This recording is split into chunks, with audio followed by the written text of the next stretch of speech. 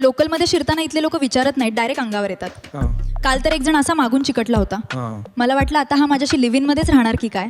मी ओरडले, ए शहाण्या काय करतोयस. मॅडम मागून सारखं प्रेशर येत आहे. मी म्हटलं प्रेशर तुला येते तर बाथरूम मध्ये जा ना, माझ्यावर कशाला लोड देतोयस. खिडकीपाशी बसणाऱ्यांचा स्वॅग वेगळाच असतो. हवा येते, केस उडतात आणि बाजूचा माणूस हळूच कानात येऊन म्हणतो, मॅडम आत घेऊ का. माझं डोकंच फिरलं. पण तो पुढे म्हणतो, मॅडम तुमचा दुपट्टा बाहेर उडतोय. मी म्हटलं एवढं क्लिअर बोल ना, अर्धा सेकंदात माझा कॅरेक्टर स्केच बदललास. लोकलमध्ये चौथी सीट म्हणजे काय असतं माहिती आहे. जिथे जागा नाही तिथे जबरदस्ती घुसणं. एक काकू आल्या आणि माझ्या सीटवर फक्त एक बोट जागा होती, तिथे बसल्या. मला विचारतात, काय ग टोचतंय का. मी म्हटलं काकू तुमचं हाड माझ्या पायाला लागलंय, टोचणार नाही तर काय होईल, थोडं नीट सेट व्हा ना. मुंबईत कोणालाच शांतता नाही, सगळ्यांना घाई असते. ट्रेन सुटायला लागली की मागून पोरं ओरडतात, ए चढ ना गीत, पकड जोरात.